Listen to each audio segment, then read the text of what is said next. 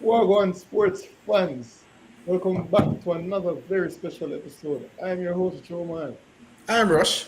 and this is This or That Sports TV, the place you guys come to get the best, most interesting, and everything sports topics, discussions, and debates on the internet. Yes, people, but before we get into today's live, yes, we're doing a live. I know you guys like to communicate with us. So we're doing another live. Wait, Like this, you know, man. normally me have my shirt button up and thing when I come to work. Why am I look so casual? Like, I'm not Look, like that. look, shabby boy. Drop the professionalism. You know, button up my shirt and look like someone come to work. Hey, boy, I get fired, you know, sir. Gotcha. You're not afraid of boss, man. Anyways, people, like the video, like the stream. Leave a comment, talk to us in the live chat, and talk to them. And share the video to at least 10 people, but ensure to get us at least 6 subscribers, because if each and every one of you guys can manage to do that, you know how many subscribers that get us by the end of the day. Yeah. You know, say, when you bad up, the people them nah call you out, you know. But if me start reel up quickest in the comment section, them look and say, oh, why may I do this? And why may I treat my colleagues so? And why may I try to do this? And why may I? But when you hype up yourself, exalt yourself, and go and like say you're the biggest bad man from when nobody not call out Rush, you know. Listen to me, Bridget. You have to earn the right to speak. You get me? I say you can't just come on. Nobody know you for Adams. You come and bad up yourself and push up your chest. No, bad boy. So I don't really see this thing work. You see me? I want to know how you earn the right. You have to earn your strike, bro. Just know someone earn it. You didn't answer. This wasn't given. This was earned. You see, pre? Yeah, that's some of that. All right, my boss. People, today we're going to talk about the under 17 reggae boys. How them look? We've been and watch them, see couple games, practice match play. I want to talk about them. Will this team be making the World Cup? This team look good. This team is not as good as we thought. Let's talk about it. Again, people, talk to us in the comment section. This is the whole reason why we're having this live. I want to talk to me, you see me? And hit the subscribe button while you're at it. Bro, first impression of the under 17 reggae boys. At Tony Spalding Sports Complex, I watched the game. I watched that one. Didn't get to see the States one. The first impressions of the under 17 team. When you see them, what the first thing jump at you? The first thing jump on me. I think there are many things that jumped out to me at first. You know, we have the dual focus and the multi-focus. You know, we eat up omega 3s and we have a big brain. You get me, and so we can encompass a whole heap of things at the same time. So I know just one thing jump out to me initially, about 6, you get me, I say? So talk then, man. Say one thing, we don't limit my abilities. Oh God, man, I want to really depend on that. I don't really say what hype still, but we know what we can do, you get me, I say? Go on. Initially, Dwayne Lynch. That's what, if you talk about what first, the initial thing that jumped out to me, how good the goalkeeper was. I think he's a cut above, and I think he's probably the best player on the team. That's the goalkeeper. I think that's where big up in the Tennessee, Lewis. Enough respect and appreciation. But you know, say what you know? We're in Tennessee probably I got to argue in the comments a little more. But you know, I just say it. It's just football talk. We just talk like football. So if you get heated, people, that's you know what the thing about. Big up Tennessee Lewis for the super chat. He said big up gentlemen, so big up yourself, my G. Always passing through. But continue. Yeah, cause tell the league cut me off. But bro, if I forget cut off, me take the cut off. Tennessee Bridging, oh God, man. What's wrong with this guy? What carry on? Me take the cut off, man. But so yeah. So Dwayne Lynch, first and foremost, I'm seeing this goalkeeper from in the warm-ups, you know, seeing him juggle the football, doing around the world, like consistent around the world, and that is always a good indication to me when a goalkeeper is so good, on his feet. Before a ball was even kicked, I saw him working out with the goalkeeper coach, and I was like, all right, this kid is impressive. Then seeing him in the game, seeing how good of a leader he is, see how good he's at handling the ball. Like a couple of aerial balls came over and he came and he got at the highest point and he looked technically sound. I didn't see him drop anything. I saw him make precise passes, and I'm saying, based on what I've seen, based on what I've heard about this goalkeeper, this is probably the best player on the team. So that was something that stood out to me. A negative that also stood out to me in the very, very, very, very beginning part of the game, like within the first 10, 15 minutes, was that these boys they're not technically great. Especially the midfielders. Like especially midfielders, and we have midfielders the likes of Mangata who we have brought in from overseas to fill that void. And I was expecting, a more profound contribution from within the middle of the park.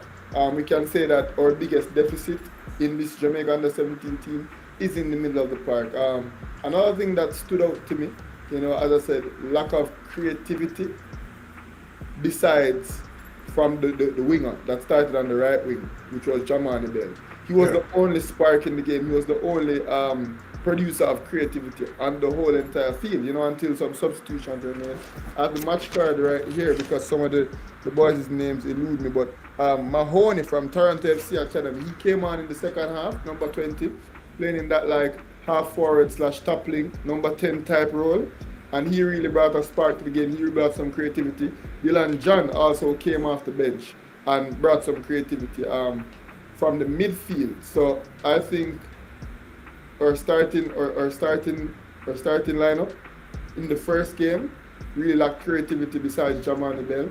But I definitely do think some substitutes really brought the creativity in the latter part of the game. Hold on, we're gonna analyze it, We're gonna talk about the whole game, We're gonna talk about. Yeah, I'm just talk about what stand out to me. Lack of creativity, lack of midfield, outstanding goalkeeper, and lack of a good number 9. We did see a number 9's goal by Oren Watson, who was a substitute. Very, very good goal. Yeah, we did see a forward's goal by him, but like their movement is not great, and the two forward them, Simmons from Richmond United and Oren Watson, from I think it's Glenmuir, plays for Harbourview. Yeah. They're slow, man.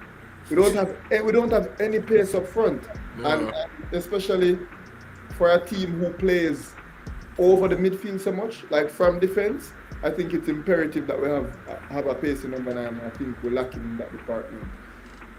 Goals are going to be hard to come by for this team. We see missed penalties throughout pre-season. We saw Simmons miss a penalty in the game, and apparently they got another penalty at States, which is a game that we didn't get to see. It was taken by a defender, Adrian Reed. You get me, I say? So,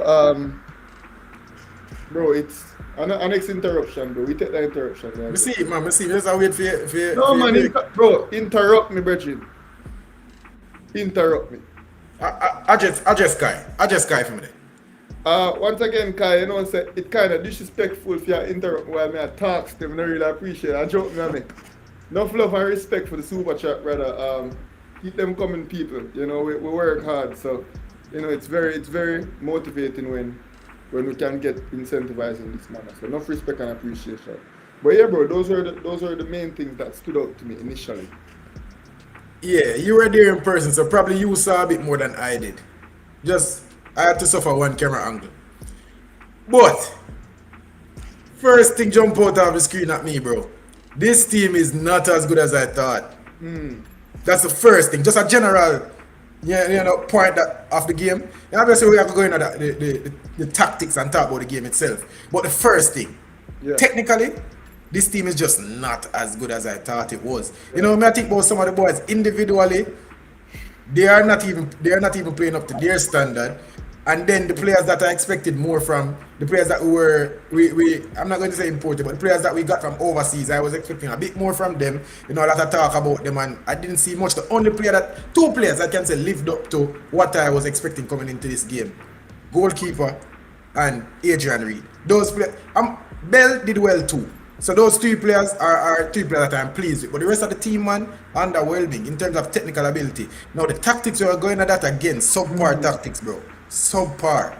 I was expecting so much more from Jamaica's tactical game. And I really love Jamaica keeping the ball too long.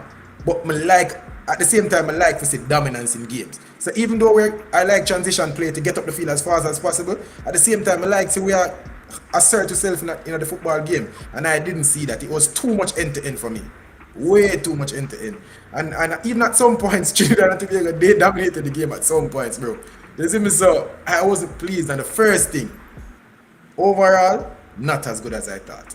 And right now, my expectations subdued, bro. I'm telling you right now, my expectations. Initially, I thought that we had a real shot of going to the World Cup. We're going to talk about that a little bit later in the show. But right now, me have to revise my expectations going into this championship. You plan on doing that? Or you do that already? Why though did you have expectations going into the championship? What would you have based your expectations on? The thing is, I thought that I heard some of the names that we had in the camp. You get me? I say these are players that should be able. These are players that stood out at the under 19 level, close to the under 20 level. Couple of the players that I am seeing out of position, I am expecting the players that's in that position at least to be as good or better than them. Again, people, I just saw one full 90 minutes, so I can't make too much judgment. Let me say, but from what I heard, me that watch military Guna analysis, and from what I heard, bro, it's not much different from the game at Tony Sparling. It's really more the same. One penalty, poor in front of goal, not creating enough chances, same thing. You get me? I say, but what I was expecting was just more of the same from what I saw from the players in the Manning Cup. And from the players coming in, these are players at a high level, and I was just judging them based on the level that they are. You know, I'm not seeing high schools. And if two championships ago, when we called up one championship ago, we called up under 17 team. A lot of the players were listed as high school players, even in America. Their high school teams were listed. Yeah.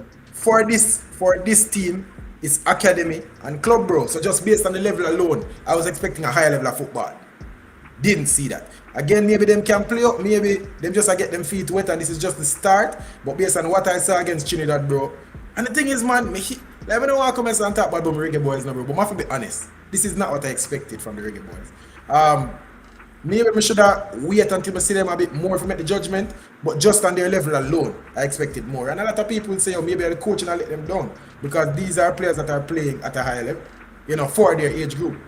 Yeah, and specifically towards the match that was recently played, in Santa Cruz. We'll have Simon Preston in about 30 minutes to speak about that match. You get me? So stay tuned for Simon Preston's analysis because he was at the game. You know, I'm sending him a link right now. He was at the game, so he will speak more about the match at Santa Cruz. But what we can continue to do is speak about the match at Arnett because, like I said, we were there. And you spoke about your expectations because of the players that you saw star in the Manning Cup and the Costa Cup. And the level that the other players are playing at. Yeah, based like academy, so on and so forth. But I mean, what are those players? What are their rankings within their academy? Just that now. Like which I'm not privy to. You have to take that into consideration because, as I said, you know, right back, you know, I think he's or out and out right back or starting right back. I think Malachi Molina. I was expecting so much. You know, I was expecting a profound, solid wing back who gets forward with great pace and who is technically outstanding. Somebody who will create from the right side of our defense, the likes of a Trent Alexander-Arnold or a Kieran Trippier. That was the type of player that I was expecting. That was the type of player that he was touted to be. But based on what I saw at Anthony Sparling Sporting Complex, his passes were off. You know, he wasn't very sharp. He seemed a bit lethargic. Maybe it was nerves considering that it was his debut. I'm hoping that's the case. But he just did not seem up to standard. Yeah. And you know, a lot of the players didn't seem up to standards. It spoke about the goalkeeper, and he was one that was sure-footed in everything that he did. You know, his quality really size quality in that game. Let's talk about the back line for a second. A player that I can say was underwhelming for me. I was disappointed with Alex Xavier Gooden's game. He's a player that I rate highly. Very good player. Very good defender. But his strong point is really tackling. You get me? I say he wins the ball well. He's physical. A very good tackler, very good positionally, and very smart. But on the other side of the ball, I can say that's his weakest part of his game. You know, and you brought it up to me, and I watched about the game the other day. Obviously, people I can't share the footage with you guys, but I watched about the game, and I say, really and truly, when they're asking him to do a bit more on the football, say ping a 30-yard ball, but even go 40 or 50. Or even a 15-yard cutting pass into the midfield. Yeah. Even a pass like that, you know, to his central midfielder. Like, he's not capable of doing that accurately under pressure. Yeah. And that's one of the players that I think, you know, yes, we want him defensive first and we want him to we need his ability on the defensive side of the ball. But when we need to play out, I will see where football is going, bro. The game start from a goalkeeper, and at least it start from a centre backs. You get me? I say, and he's a player. Yeah, he can put him foot through the ball and clear the ball, but when he's required to find a man, that is kind of where he lets me down. You see me? And we saw where he was dropped in the second game. You know, I don't know if that's rotation or drop. Simon will come into me and ask Simon. He probably have a little bit more inside. Yeah, but and the thing is, bro. Alex Xavier Gooden, I think many would have expected him to start. Many would have expected him to be a great leader in this team because he was one of the standout defenders in the whole entire Manning Cup, which is an under-19 competition. You know, however, I think what was required of him from St. Andrew Technical is different than what is required of him from this team, and I think I'm not sure if it was complacency or the level got too big for him, but I just think that he wasn't as aggressive as he normally is. He seemed a bit complacent. You know, he seemed a bit too calm, considering that his technical ability doesn't support that level of calmness. And that's not necessarily something that we saw in the Manning Cup. What we saw in the Manning Cup was a sure-footed defender who made very good decisions, very decisively. So he was one who got rid of the ball quickly, not wild clearances, but he made the simple pass very quickly. But in this game, it seemed as though he was looking to be outstanding, looking to make extremely good passes, taking a bit too much time on the ball when he does not possess that particular ability. And that's not something that we saw from him before. So I think that's why he kind of looked like a fish out of water. But there were many occasions in that same game where Trinidad got the run on them and then Alex Xavier Gooden quickly closed down and made hard tackles, you know, and got his body in front of the ball and shielded the ball very well. It's just when he retains position, what he does with it, he often turns it back over immediately. And I think, Yeah. and I was standing right beside of the Reggae Boys' bench, and I heard the frustration. Alex, you have to be pressing hard. I'm calling Ruben. Ruben, why you walk? Run, you get me? I said, just play the simple pass. That's the type of stuff that I was hearing perpetually on the bench for the whole, let's say, 60 minutes that he played. Before, in that half, he was replaced by Malik Robinson, who got the start today. You know, Yeah. Malik Robinson, I think, looks like the oldest person on the team. He was the number 3 man. He has a full beard. For a 16-year-old, he has a full beard. He came on and he looked like a solid defender as well. But none of these defenders can play it. None Yeah, of them can't knock it. the captain, I hear Dixon. He's a good defender too. I Yeah, feel like defensively he was solid. an amazing defender. And I Mm. think we definitely expected him to be an amazing defender. He was somebody that also didn't feature that much in the Costa Cup. You know, Yeah. no, we wouldn't have known about him, but he's there at the Mount Pleasant Academy working, and they're doing something at Mount Pleasant. You know, I think is it that they're taking a page out of the Phoenix book, not allowing the players to play in the schoolwide competition, even though Phoenix are playing their players in the schoolwide competition. Regardless, I have no problem as long as these boys are constantly training and constantly playing. I we know that Mount Pleasant are constantly playing at every age group, so who cares if they're playing that kind of stuff? I don't. But Yeah. I hear Dixon is another one of them who, as I said, a solid defender. But there are many times when the ball doesn't need to be cleared. You know, there are many times when he's not under that much pressure, and it's so weird that Molina doesn't seem technically sure-footed. Alex Xavier Gooden does not possess the ability to play the ball as how he wants to play it. I hear Dixon doesn't seem comfortable in even trying to play it, so he opts not to play it. And Adrian Reed, who's not a defender, is the only person that we see making runs out of the defense, making good pass out of the defense. And Tuane Lynch is the only other composed player within that, let's say, back five type of situation. And then Yeah. in the holding midfield spot, I think it was Mangatal, the small, I think he wore number 14. A dominative player in spurts, definitely showed his technical ability, but then he got lost, and sometimes he got caught high up the field. You know, sometimes he got lost in the game as a central midfielder. And when he did manage to get himself on the ball, we looked good going forward. We managed to get the ball to Jamal Nebel, we managed to make something happen. But there are many times when he was caught too high up the field, or there are many times when he just did not look decisive enough.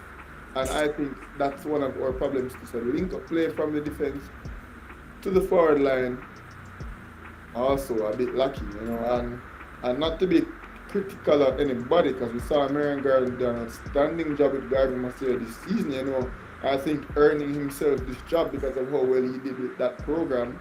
So I can't knock it. But he was Theodore Whitmore's assistant coach. Yeah.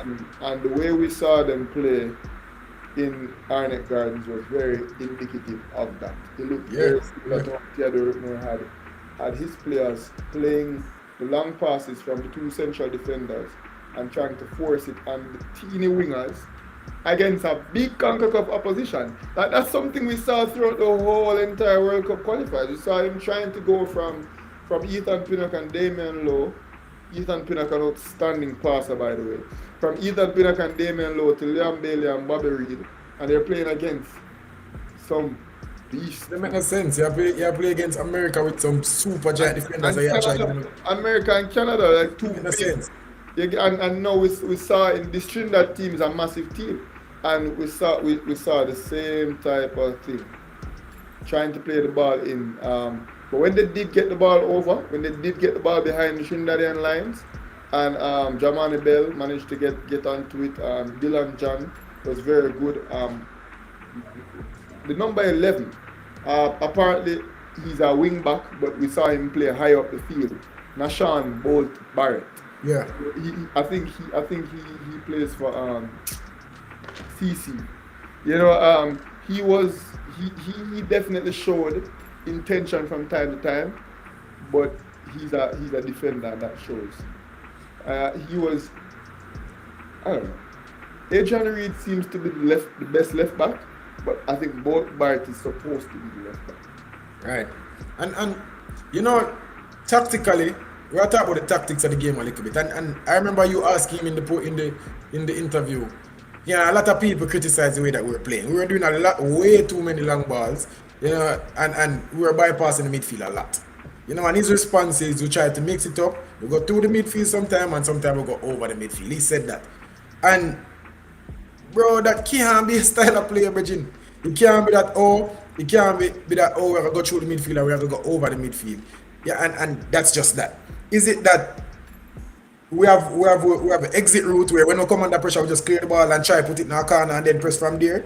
That is the long ball? Or we have an attack now? Alright, long ball. I'm going to think that's the best thing for us to do. We don't have pacey wingers. We don't have pacey forwards. The thing is, our wingers, they're kind of tricky. Amar Bell is a tricky... Jamani Bell is a tricky player. Kinda. Winger them is salad. You're right. Tricky man them. Yeah. But them not fast. So that can't be the way that you play. You can't try to get them. They're not strong to run shoulder to shoulder with a man and bounce him off. No, bro. Either. No. So, and another thing, I think that going over the midfield is a bad idea.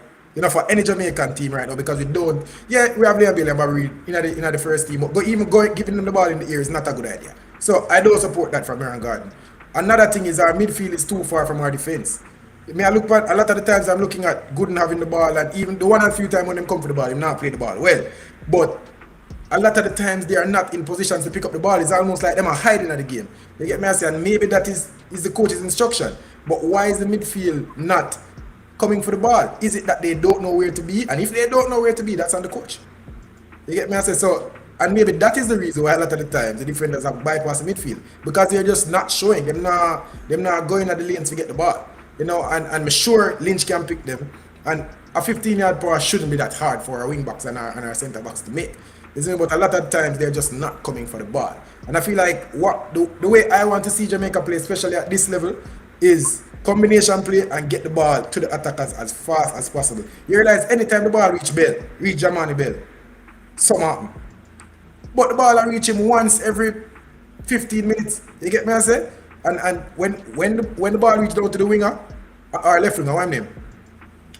As I said, it was Bolt Barrett that was playing on that side. Bolt Barrett. And him couple combination play, through ball, cross, Jamani Bell, chopper man, kick the ball over the bar. We want to see more of that. And the faster we can get the ball up the pitch, the more of that we're going to see. But we're not creating enough chances. And going over the top is not going to help that. You get me? I say, how do you think we should play it? That's how I think we should play. Get the ball to the midfield, 1-2 combinations, and look to play the ball to the tricky wingers and get something going. What do you think? The thing about that though is this midfield doesn't have Denzel Washington McKenzie, who would have been that perfect player to get the ball and to those creative players very quickly. So that's where I think the deficit is. As I said, Mangata seems to be a player who who gets himself into good position sometimes and moves the ball from side to side. But that creativity, that vision, I don't necessarily see it from him. As I said, Started Dylan John in the second game. yes, as I said, I would love to hear how they put that in the second game because it started Dylan John. I think they started both Barrett as well, and they started Adrian Reed. So I'm not sure if Adrian Reed played in the wing back position again. I'm not sure how it was set up because we know that Dylan John came on for both Barrett in the last game and played in that left wing position. So I'm not sure how they set it up. That's curious. I'd love to hear about it, and I can't wait till Simon gets on to tell us exactly how it was set up. But let me see. In the second game, they did start both Barrett. They started Mangatal again, and they started Orion Watson instead of Simmons, who was woeful in the last game. So yes, I'm not sure if it was a case where they bumped Adrian Reed up into the field, or they could have played Adrian Reed at centre back and played with 5 at the back. So I'm not sure if that was the case. I don't think we need to even go 5 at why. I don't think we need to go 5 at the back. Defensively, I think we're fine. I don't think we're. They started Molina. They started both Barrett. They started Adrian Reed. Or maybe they started Dylan John in that creative role. Yeah, that's what I said. Maybe that's what happened. In an attempt to do that, because you were mentioning Denzel McKenzie a while ago, and I'm saying maybe Merangan also saw the cry for some creativity in the game, and insist every time Bell get the ball, bro. In fact, think about playing Bell in the midfield or something. Like he's one of our most technical players. Bell is normally a top link, a number 10. Yeah, but I don't mind him playing taking up the Leon Bailey role. But I want him to get the ball way more often. We need to see him on the ball some more. I think especially the fact that he doesn't have pace forwards to play the ball into. I think the closer we can get Dylan John the ball to the goal, the better. So not Dylan John, Jamani Bell. So I don't mind him playing right on the edge of that 18-yard box. That's not where he normally plays. But seeing him in that position on Saturday, I didn't mind it. In fact, I was impressed because I was him get into positions and he can create from the right side just like Liam Bailey. What do you think about flooding the box and whipping crosses in? We have the forward who started on Saturday, Simmons, proper 6'3". He's proper 6'3", 200 pounds, and he runs like it. I can tell you that he does not move. But when he gets the ball and the defenders are behind him, it's as though they don't exist. He get it, he control it, and he just doesn't make a good pass. He just doesn't do anything with it. I think he could be a threat in the air,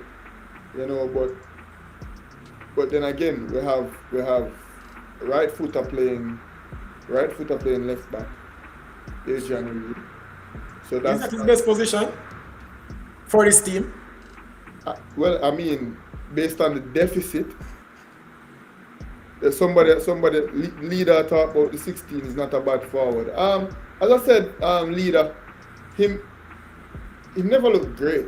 Like we can see him big. We can see when him get the ball and have the defenders pin behind of him, the defenders can't come around and get the ball. But him very slow, and we could have used some more clinicality in front of the goal. But maybe that was just one game. Bro, this is a pattern. This is a pattern that's 2 players out of position now. Amari Bell, I keep saying Amari Bell. Jamani Bell playing as a winger when he's a cam. Adrian Reed playing at left back when he's a midfielder.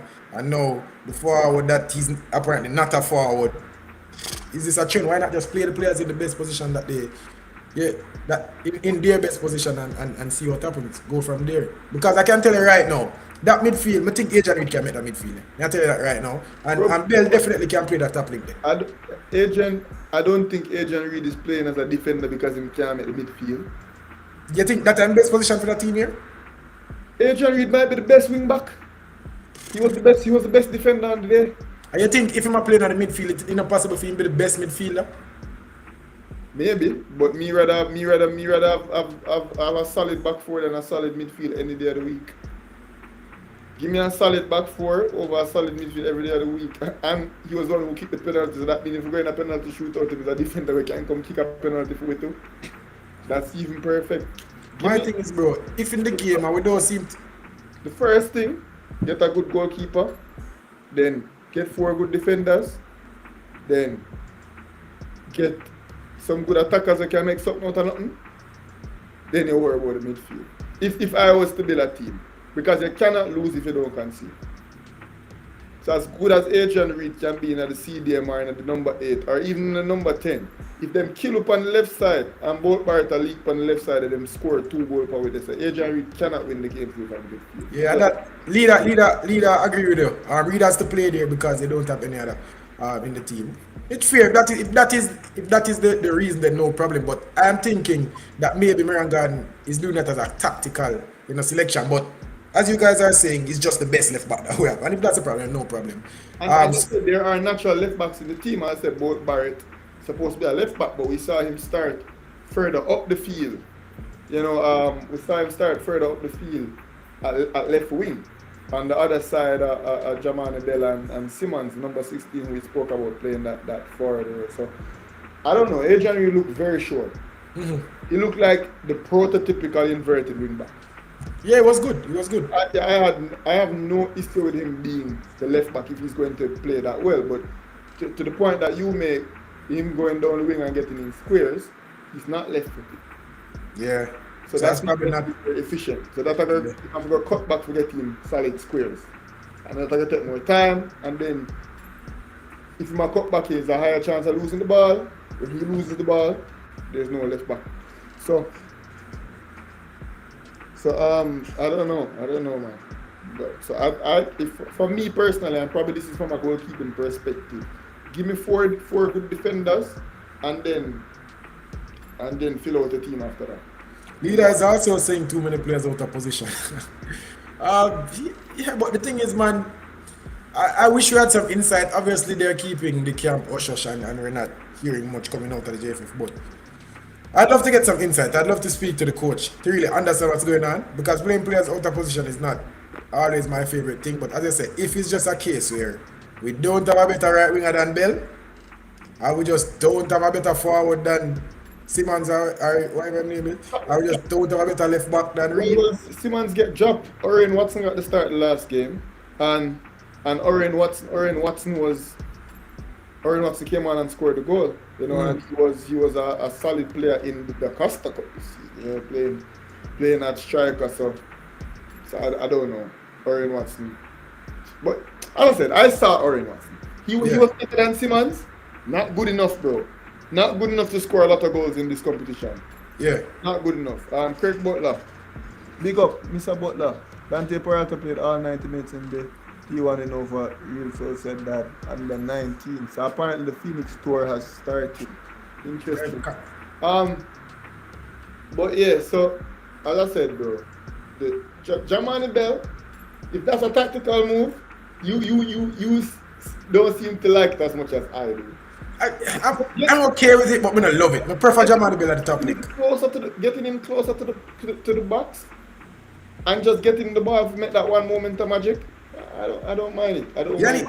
But this is my thing now. If we're going to do that, they will have to have somebody in the midfield to get the ball to him faster. Because as I said, Jamani Bell touch the ball once every 15 minutes, bro. And every time him get the ball, something good happen. But we can't wait once every 15 minutes. I was talking to Mr. Richards a few weeks ago, and he was saying that that Jamani Bell is indeed one of the best top midfielders at Phoenix. Craig Butler is in the chat, so you can type in the chat to corroborate this statement. So Jamani Bell is obviously a natural top link. I saw him for Wolmer's in 2 games because he broke his hand So he didn't play a lot of Manning Cup this season. Manning Cup at 15 years old. Yeah, he's that good, and he was almost his best player. I Top, think. top, top. Yeah. So he was playing in top link. I didn't see him because he was just getting back into it. Apparently his vision is off the charts, and we know that technically he's very good. Finishing wise, I think he more improve in that category, which is probably why you want him further up the park in the midfield. But I think this person is going to get into opportunities, and there's nothing wrong with creating from the right side. Like we see it a lot although Craig Butler plays in that, no, although Kevin De Bruyne, sorry, Freudian slip. Although Kevin De Bruyne plays in that top link position, but very recently, what we've been seeing is a lot of him creating wide. Him playing wide, him getting wide and creating wide. And I think Jamani Bell can. Leon Bailey is one who, especially when he plays for Jamaica, is very creative from a wide position. And I think that's exactly what Marion Gordon is trying to accomplish with Jamani Bell. And I don't mind that. We have to do it better then. We have to do it better. Because as I said, my problem, because But when we it get, see him go in, get a penalty, get a clear goal. Like we see him get chance, like 3 chances him create, 3 clear goal scoring chances out of 3 love. that have a point. That's my point. If him in the midfield, how many more chances him can create? And my thing is, him playing on the wing is not even my biggest beef. My biggest problem is get the ball to him more. You get me? I say, well, I have to get the ball to him more. Because look at it, Jamani Bell create 3 goal scoring opportunities, right? And overall, the game was still underwhelming. That's my general point. You get me? I say, we need to get him the ball more often. We need to put him in positions to be successful more often. You see me? I said, maybe him can open up some more opportunities for the man them. Because I saw him on the wing, wanting him composure, love him composure. You get me? I say, obviously, him missing that chance doesn't go to my point of composure. But he took the opportunity well, as in he controlled the ball. Him put on him head and him go for top bins. Right. I didn't just miss, and that's fine. Yeah. But the opportunity presented itself. You never rush and kick the ball and make the player block it. Him chop him out of him shoes. You get me? I say, and then him just miss the goal. But his composure in a lot of other opportunities, bro. It seemed like he's been there before, and he seemed like one of the most experienced players on this team. And he is one of the most experienced players on this team, in spite of him being, and this is an absolute fact, the youngest player on the team. Isn't that The youngest player. weird? Yeah. Isn't that weird? So though he is one of the most experienced players, he is in fact the youngest player on that team. Alright, Mirak say Adrian Reid should be in the middle. We had a left back that can play centre back. Why send him home if you didn't have anyone else? Who is that left back that can play centre back? Mirak. Eh? Are you referring to Peralta? No, bro. Personally, I think Peralta could make this team. Based on what you saw. Based on what I saw. But again, I only saw one game. You get me? I said last year, not this Manning Cup that just finished, but last year's Manning Cup, I was so impressed with that kid. Like, if we consider Dante Peralta, them, I feel like him could have made that team, honestly. Also, Denzel McKenzie. From what me say, at Tony Spalding, him can make that team here. Number one guy, I don't agree with it, but there are some popular teams that play with no midfield, mostly Liverpool, but they are popular. The thing that Liverpool does is they get the ball to their pacey wingers as fast as possible. No man, successful Liverpool, Champions League Liverpool. Liverpool midfield stupid, but Yeah, even yeah, the point Jordan. I'm trying to make is them deadly wingers at them point of attack. But even so, you have to get the ball to them. You get me? I say, and yeah, midfield when you talk about prime Fabinho and endless now, good midfield, but it wasn't the best in the world. The best part of that team, you could say, was their wingers. And them just get the ball to them as fast as possible. Trent and Robertson partner with them, and their point of attack was from the wings. I would love it because it happens so fast. You get the ball up there as fast as possible. I don't think we're doing that. I will play way too slow. Way too slow. Number one guy, yep, that chance was Nunes level, but he did everything well before the shot. Have to give him credit for that. Yeah, man, really, I put Darren Nunes for Jamani Bell. Bro, Jamani Bell was good. Adrian Reid was for me. Adrian Reid was for me the man of the match. Yeah. So sure at defense. So sure at left back, did everything right, and he did not make a pass out of step. And another young player, another leader on this team, it was Jamani Bell. I don't think Tuane Lynch had enough to do for him to be given the man of the match for me. But I think I was most impressed with Lynch, how good he looks. You can judge the quality of goalkeepers by very, very small things, and he did everything right, in my opinion. You know, you know what I saw. Now me I think about it. In the second game, Dylan John started, right? And I saw Dylan John play on the wing for JC once. I saw him play on the wing. That Jago game, Yeah. where yes, you could see that he's not a winger because the brother him slow. You get me? I say, can I call a spade a spade? Dylan John now have pace, but him tricky, technically gifted, have a vision upon him. So maybe that is what. Maybe Miran Gardner try have the best of both worlds in that trying to have a very creative player in the midfield, being Dylan John, and still having Bell close to the goal, trying to create from wide. So if that is what he's trying to do, you need to know that right now. And going into the competition, I'm expecting him to know what he wants to do already. All right, Is it me? so somebody saying Adrian Reed play, and I think it was dynamic. However, I do think Bolt Barrett was further up the field. I do think it was more of a 4-3. I honestly think Bolt Barrett was high up the field. I think Adrian Reed was playing left back, and I did speak to the coach after the game, and he did indeed confirm that Adrian Reed was playing at the left back position. If you look, you see Adrian Reed was outright Yeah. at the time. But he tucked in a lot though. I definitely think it was dynamic. I definitely think both Bart was required to do a lot of running up the field, more so than Molina. And that's why I don't think it was a backfield, because it always seemed as though Gooden and Dixon were the two central defenders. Yeah. And it always seemed like Molina was a right back and Adrian Reed was a left back. That tucked in. So it definitely seemed that Adrian Reed tucked in, but then Molina wasn't overlapping as much. Molina kind of sat back a lot for the most part, in my opinion. And maybe the reason why it seemed as though they were playing a back three is because Trinidad was under so much pressure. But Yeah. though Bolt Barrett is a left back, in my opinion, and from what I asked Reed and I asked Gordon, and he did confirm that he was playing somewhat of a left back, and Bolt Yeah. Barrett spread out the field. Kevin Williams say nearly all players on the under 17 playing out of position right right now. I wonder if it's Mirangard was the real man behind the senior Reggae Boys team and not Tapa from Morning. Again, Joe Mar said it earlier. This under 17 team, the style of play, players playing out of position, the way we look, it resembles Reggae Boys squad from a year and a half ago. It really does, bro. You get me? I say, I'm even not gonna go around here. And the thing is, and a lot of people can even say this under Tapa too. Like, we didn't concede too many goals, but you just never see where the goal where we have a score come from.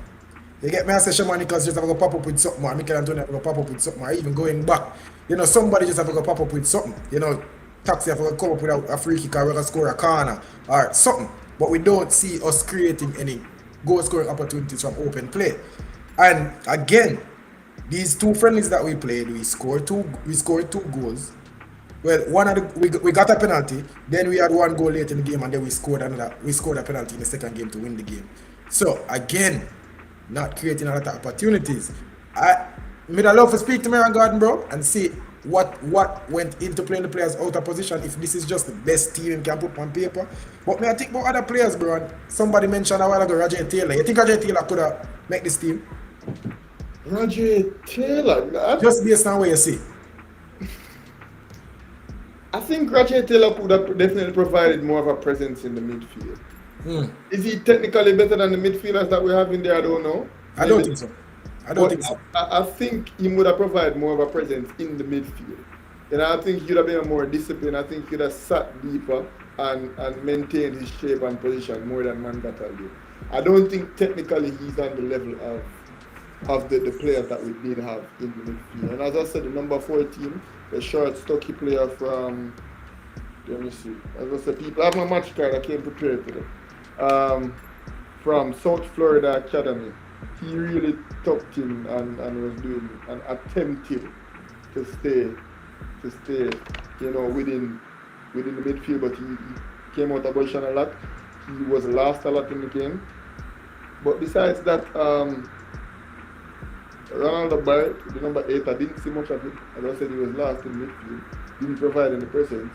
And the other person, I think it was Dustin Cohen, that was in and around the midfield as well. I didn't see much from them. You know, there's not much happening. So I think Roger Taylor would have probably been more present.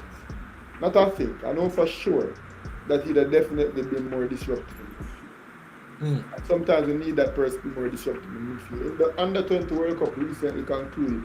We saw where Alexander Bicknell came on and didn't necessarily bring a technical lift to that Jamaica team, but he was more of a presence in that midfield. He was more a disruptor, and that really improved the way how they were playing football. And I think a player like Roger Taylor would have offered something similar to that. Considering that the next under 17 is going to be preparing for 2 years, Lenny should be the coach. He will have enough time to implement his system. I think he's the best youth coach in Jamaica. That system that Clarendon College plays, a lot of people love that system. And if we can get Jamaica to play and dominate games the way Clarendon College dominate their games, oh, would I enjoy watching my reggae boys. I understand where you're coming from. But one thing with this team, bro, and I wanted to talk about it for a second. Jamaica don't possess the talent to play that way. Man, if it happens, I would enjoy it. Because I love watching Clarendon College. I really enjoy their style of play. Now, if you have the talent to do it... When you see Clarendon College and you compare them to under 19 teams in Mexico and in Canada and USA, you compare the way the ball move, Clarendon College move the ball slow when you compare. I don't see why we are trying to force Jamaica into that. We're so skilled. We are wicked people, Virgin. We make even America now, America and Canada right now, they might take on the wicked man thing to them and get this whole heap of skill ball and them run from players and them do it. Yeah, so. I think ball dominance of your run down and 70% possession, I don't think that's the way we should go. I say, but if the system what you talk about, I don't think it will be easy to implement in Jamaica. I don't think it's necessary. You know, but if there's ever a day when that happens, man, I don't think we can even dominate the games the way Clarendon College dominated schoolboy football. Because the level of quality is just different. Yeah, and not even the level of quality, just the way how the players are made. Just what we are good at. Technically, you get me? I said, just think about it. The technical gifted players that we have, like say a Pedri or a Gavi, you know, a player like that, an Enzo Fernandez type of player, you know, ranks. That player is non-existent. You get me? I said, we have players like, I can say we have players akin to say Odegaard. You know, we can make things happen, push the ball forward. I can say we have young players like KDB, you know, like Saka, Kevin Wilson, or Denzel Ashton, Mackenzie, or Dylan John, that is going to get the ball. But we now have the touch players, the players who are going to move the ball and get into spaces and so on and so forth. Those supremely technically gifted players. Like in Jamaica football history, that player is just non-existent. Like you can't name that player. Yeah, we've seen forceful midfielders. We've seen simple midfielders. Probably, when named Daniel Johnson is the only player who like fits that type of mold. You get me? And I don't think good enough. No, not even close to good enough. But I mean, in a sense, who plays that way? Kevin Stewart is another one who you can see like fills spaces and moves the ball and gets into space. But what we do, we have ball dominant players, like creative players like Raphael Marson who can make things happen going forward. They get me as aggressively. Leon Bale, the same with Theodore Whitmore. Theodore Whitmore is a player who run at you, make things happen. They might say Walter Boyd, so on and so forth. I'm not saying we don't have technically good players, but the technical ability that the players that we have possess is not the type of technical ability that, like, let's say a Brian Ruiz will have. You know, our players who play within the Mexicans or within the Central American system. Our own is different. Like Alphonso Davies is not going to be a wing back that suits a Barcelona system. Yeah. But Alphonso and Hakimi. But they're two of the best wide defenders in the whole entire world. You get me? I say? If you just look how they play their football. Them have skill and obviously them can control and pass. Obviously them can make 1-2s in tight spaces. But put them in a triangle to try and weave and work, that's not how they're going to play. They might get the ball inside, they might get outside, they might run at it, they might use them skill, they might get in squares, they might cut in, they might score goals, they might get assists. And I think those are the types of players that Jamaica possess. So the way how Lenny Hyde has his boys playing, because his boys are the most technically gifted players in the country, is why he can get out playing like that against other players in Jamaica who just aren't at that level. But playing internationally against CONCACAF opponents, I don't think those same boys are good enough to play that type of football. Yeah, you're right. It's just the disparity between the quality in the competition, which is that's what makes Clarendon and College look as good as they look. I've always said the way Jamaica should play is just direct football. I now say wild man football, I now say one-on-one football, but direct football. Get the ball to our attackers, which is the strongest part of our team, and get them to do what they do. If we want overlap, because over there we have a taxi lines or we have a sport. We've seen players that we can play better football, better than this big run and kick thing. What we've been a play over the years, bro. Sure. And it's so ugly. And I feel like there's a better way to use the talent that we have. And even this under-17 team, tricky, not pacey, which is kind of surprising to me. Usually Jamaica teams are pacey, bro. Yeah. Usually our wingers are usually pacey. This is a slow team that we're not necessarily used to. We used to more pacey players. So this is weird, but though we don't have pace, we still have a lot of skill. We still have a lot of creativity out wide, I guess, because our creative players are being played out wide. And as you mentioned, football now have a pass 3,000 times it look good. And if you play the ball into the midfielder, and the midfielder make one good half turn and play it to your winger, and your winger do 3 or 4 step over and get inside and get off a shot, or get inside and get a penalty, or if the path is blocked for him, you have a wing back with overlap and you play the true pass out wide to the wing back, and the wing back take it down the wing, cut it back to that same winger, or get in a square. That's not 50 passes, but I think that's good football. You visualize that while ago, and that looks so beautiful. That's good, clear football. Get the ball, you probably make one pass from your 6 to your 8, your 8 ping it over to your winger, your winger run at a man. You get me and beat him. Bro, every single time Jaman lose the ball, Jaman in there. Lose it until it's not here, they will take you off and bring on somebody else come do the same thing what you did. But continue running at them. You get me? I say? Continue running at them, and then if the path, because we normally use inverted wingers, so the right foot on the left side, the left foot on the right side, so on and so forth. You go for cutting and try to create, because we not really look for squares like that from our wingers. If that cutting is not there, because the wingers are the creative part. Leon Bailey is the most creative player now. Some would say Ravel Marson, I think Leon Bailey. Even though Ravel Marson is a really good creator, a very creative player. I think Leon Bailey is still more creative. And you go down, you make something happen. If something don't happen, you have your defender bomb down right behind you. You can just slip that pass to him. Then can get the team to guess who we have in the middle. Giants. Always. You get me? I said we have big forwards. You talk about Andre Gray, you talk about Michael Antonio, you talk about Shamar Nichols. Like that's the type of strikers that we have. So even if the winger, I try doing thing, it's not there, in play the overlap.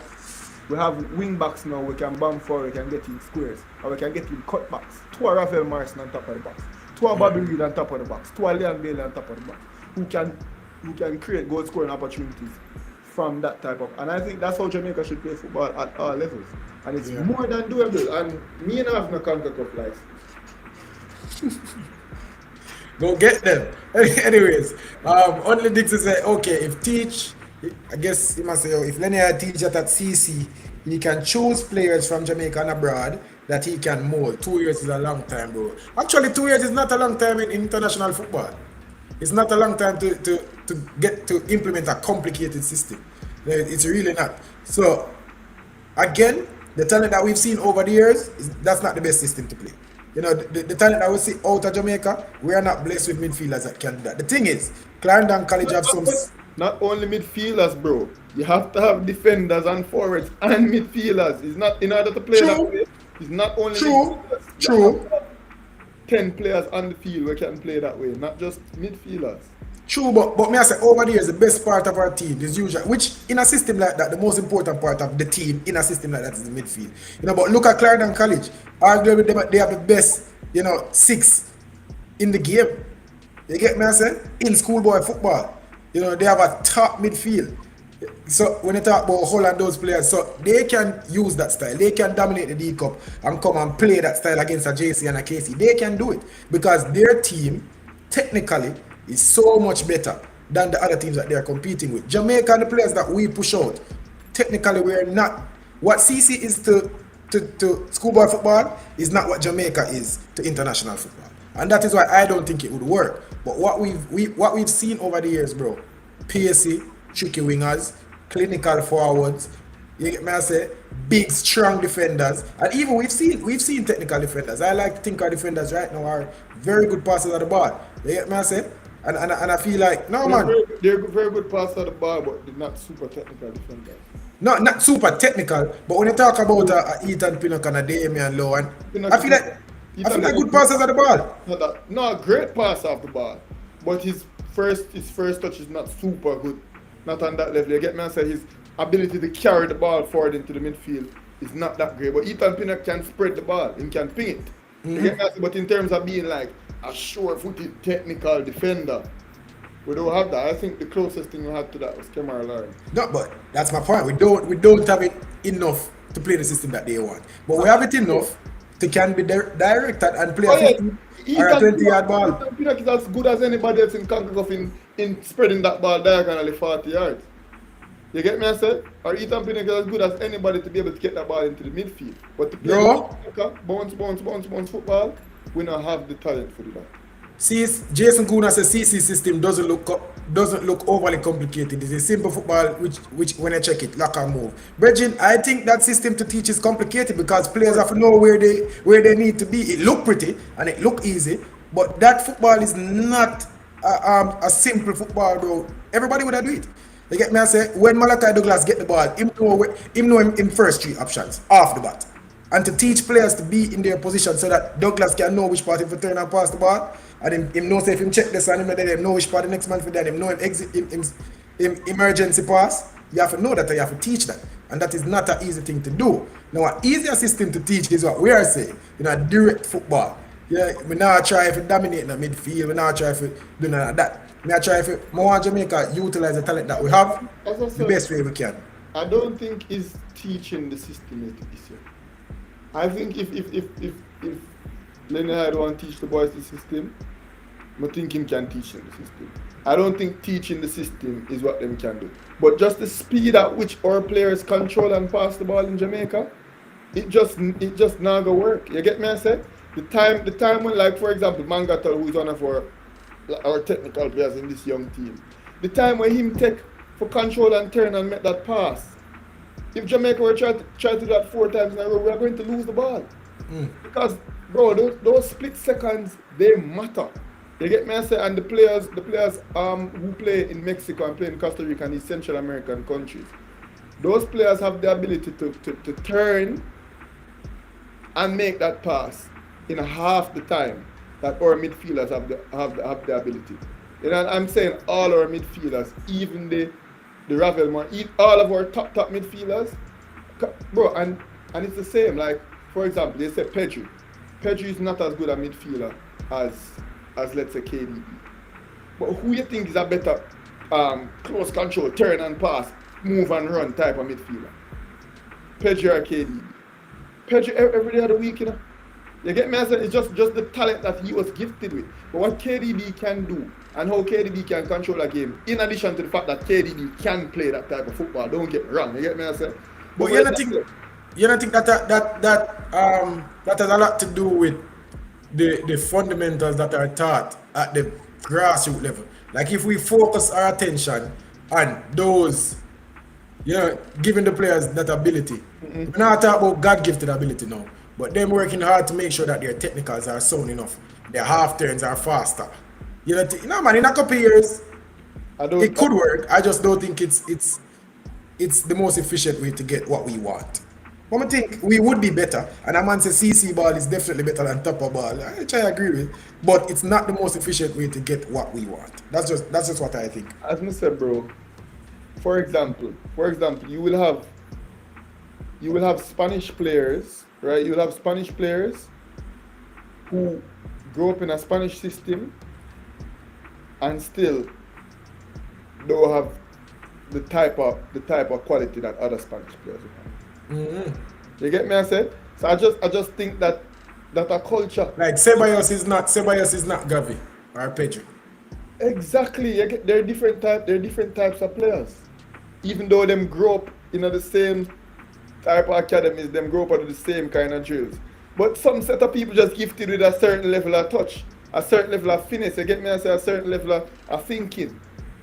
I just think that biology. What are we gifted with? What are Jamaicans gifted with? First of all, with skill and what's bro. And as in, it's true, with skill, You see, I be a skill pill. Like Shaman Nichols will move a man.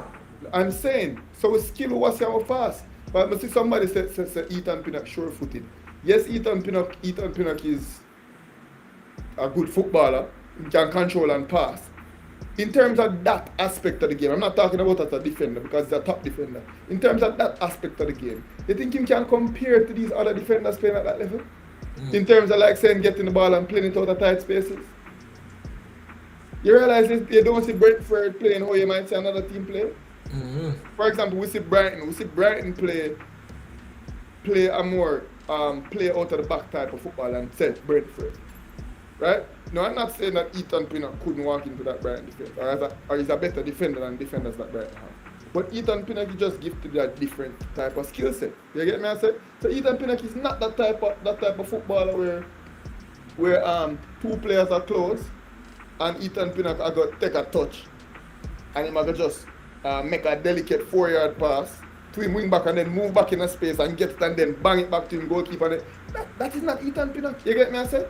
Because it simply just don't possess that type of ability, bro. And as I say, margins, bridging, controlling the ball, the ability to control the ball and do something with the ball, especially at the professional game, where time moves, time goes so quickly, and margins and split seconds matter. So yeah, Ethan Pinnock is a sure-footed footballer, but Ethan Pinnock is not.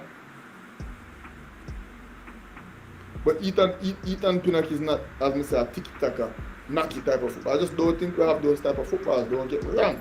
Ethan Pinnock is one of the best passers, bar none, in the program. Not even talk about in terms of position when play. Just his ability to pass the ball. Period. You get me? I just don't think Jamaica have the players to play that type of football. To play that triangle type of football. We just don't have good enough short passers and players with good enough ball control to do that. We're all right. So this under 17 team, I think Moran Gordon's idea, his philosophy is don't concede and see where we go from there. You think that is what he's doing? Because where are the goals going to come from based on what we're seeing? You think that is what he say? Defense first, don't concede, and make us see how much points you get on the end of the team. Well, you think that is what he's saying? That's why they practice penalty shootouts. That must be that, because I've never seen this before. An international friendly being played, and then after the friendly is played, an exhibition penalty shootout. It's their reason. And pride in their penalty too, not wanting teams to see what they're doing in their penalty shootouts. So is this the right way to go, man? Personally, no, not for me. Hate it. If that's what we can't concede. In fact, I like what I see defensively. Like when we're again, Trinidad is not the best team that we're going to face in this competition. You know, but defensively, I see sound defenders. You get me? I say? Yeah. But when I see where the goal ever come from, bro. When I say I don't see us creating enough from open play. And if that is his philosophy, win set plays, whipping corners. Jaman can hit that dead ball as well. Yeah, because see how the cookie come. He was squaring the ball over. Very good. We got some good headers. We got a few very good headers in the game. Ashir Dixon got one, and I said Simmons, the big old forward. He also got a few chances from Jamani Bell set pieces too. So that's something that I definitely see them work on. And Jamani Bell, I think, would be a pivotal part in them getting goals.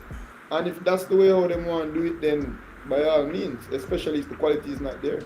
So, let's ask. I'm a pragmatic guy. You don't seem to be as pragmatic as I am. I'm all about getting it done. I don't care how it's done. You know, I love a gritty 1-0 game. I hear you talk about oh boy, if Jamaica did play like CC, how fun would that be? It would be fun. to be honest, it's not even. It's like, would it be fun? I don't care as long as we win. It no matter how me. So me seeing Jamaica play behind the ball and getting forward and getting breaks and then sitting and sucking up position, bro. That's just as fun to me as seeing them out playing a team and getting goals. Just as fun. Read that comment. A little bit of sarcasm in there. Ramsey, read it there because I don't have my glasses. Joe Mar, the expert of young talent, need your opinion on these setup. And a sarcasm. Why you saying sarcasm in that? Alright, boss. Need your opinion. Part of that sarcastic. Continue. No, part. My English just never kick in the right way, right? So, but anyway, Joe Mar, the expert of young talent, need your opinion on these set of players in the 2026 pool. Kevin Wilson, Chad James, Malachi Douglas, Shaquan Satchwell, and Whisper. He values your opinion on the young talent. I think, His name Bujas King TV. Oh God, Give him a shout out, because he rate you. Big up my G. You know, Russia says sarcasm, but that's something, man. Yeah, me I think he might take the, you know, me think, yeah, but, you know, you're immigrant, so. Oh wait, let me ask you a question. You don't think I'm an expert on young talent? Of course, my brother. So then why you would have think that's sarcasm? Why that would be the first to come to your mind? Because I know what people think that. It be your own, people. It be your own. It be your own and try to bring you down. It be your own. But anyways, so Kevin Wilson, you know, off that list, you know when they, you know in a preschool or prep school, primary school for some of us who went to primary school. When them ask, You go primary school? I didn't go to primary school. But some, like a lot of us did. No, I'm just a check. I said some of us, I know what you mean, you know. I know what you mean. Just a check still. What you try to show me up? Anyways, as I was saying, I'm very live for answer the man question, look at the man been asking the question, and them ask you which one of these don't belong, and you have like blue, red, and then 4. I know that 4 don't belong. Of that list, Kevin Wilson does not belong. You know, I don't think Kevin Wilson is a contender. Damn. Man say real talk, sir. Yeah, expert. I don't think Kevin Wilson is a contender to be incorporated into that pool in consideration for the 2026 World Cup. I just don't think, based on his level right now, it'll take a big improvement to be called in the likes of these other players that you mentioned. Man, it's not 18, bro. Yeah, exactly. That's why I say it's gonna take a massive jump for him up on the level of these other players that he just mentioned now. No mega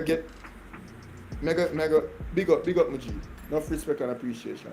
No mega get into players at a higher level. So we talk about Malachi Douglas.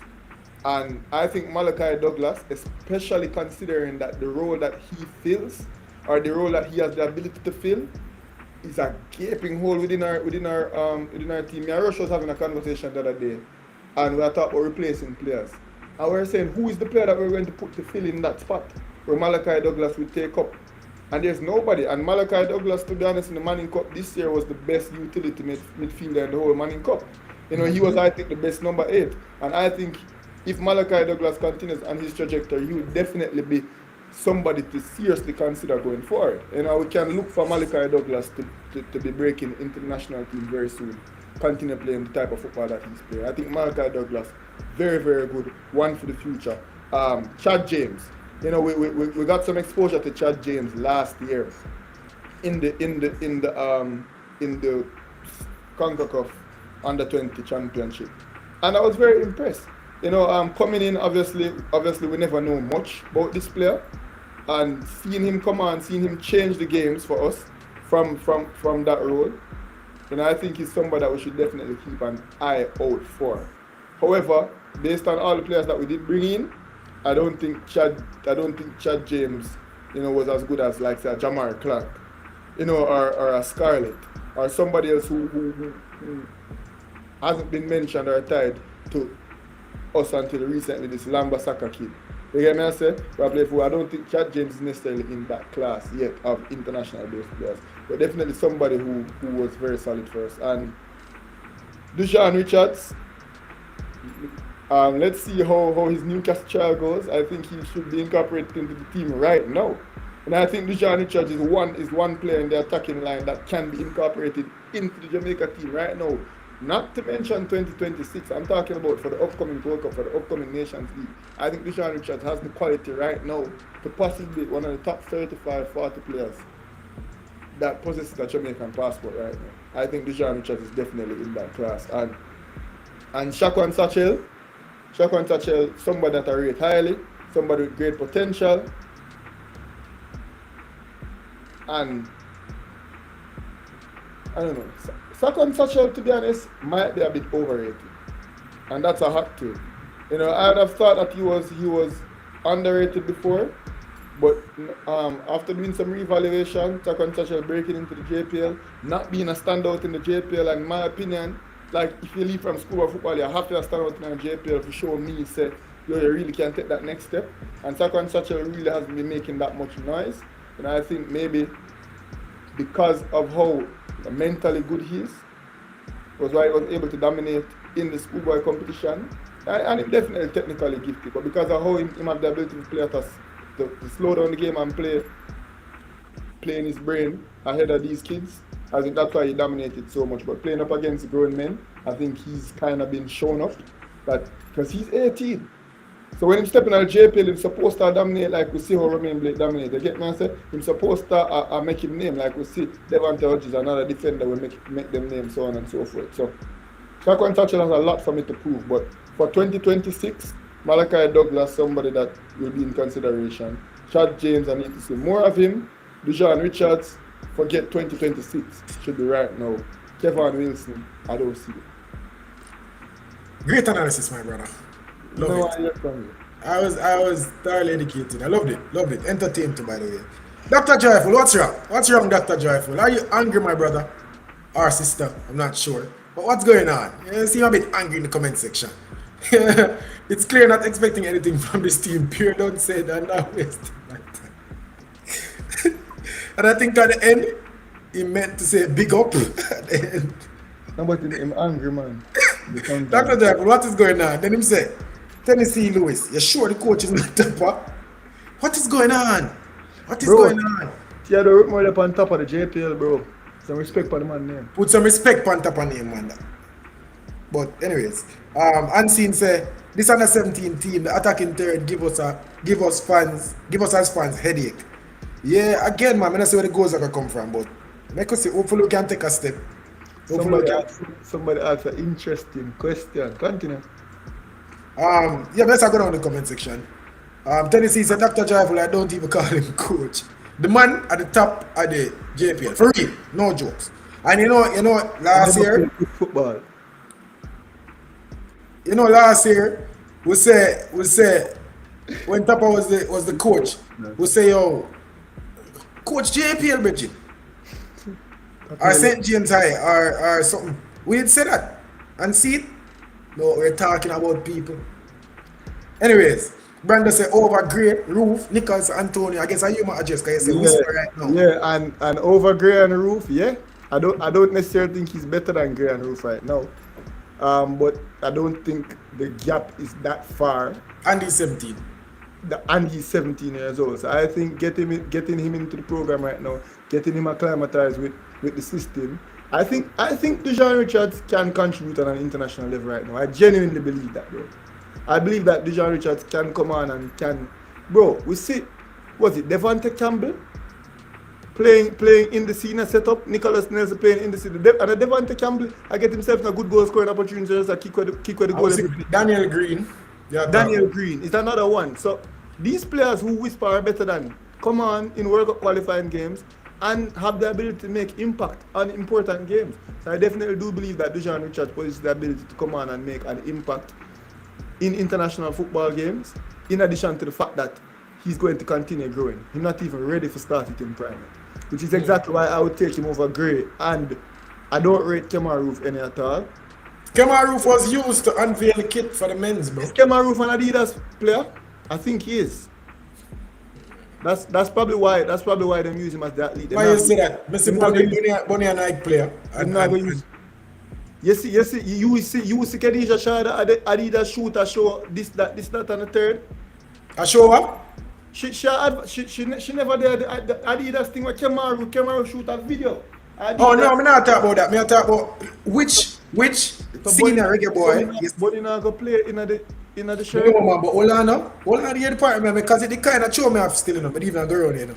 Come here, look at me and say, which one of the reggae boys them gonna use for post on the JFF page, you know? Which one of the reggae boys are gonna get post on, you know? Me look, me say Kemar Roof. But me look on the girls' side, me say Bunny, me say Alison Swaby, me say Juice Spence, who are the faces of the team, if we're really gonna be honest, and they are the best players that.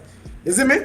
But look, bro, I expect to see somebody, bro. I expect to see somebody. I don't know. Bro, what are these shoes on his feet? Is Adidas athlete fine? So that's why I came on roof and I'm gonna look for it. Right? The promo run fine. The promo run whatever. But yeah, and the only reggae boy, I see in the kit, bro. And interestingly, see they may look up on them status, bro. Some of the concept kits.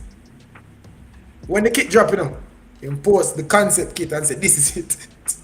I mean, I say, okay. Makes sense why I came on roof now.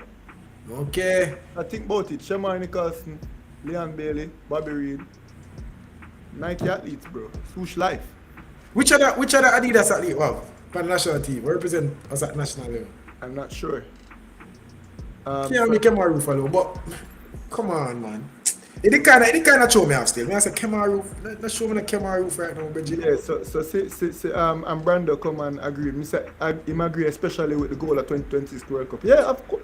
We spoke important. And Andre Gray and Mikel Antonio. Probably not Mikel Antonio because I really want to win the Gold Cup. But Whisper over Kemar Roof and Andre Gray 10 times out of 10. And for me, Whisper would not be playing as a winger for this Jamaican team. Whisper would be a backup striker, but that is something else.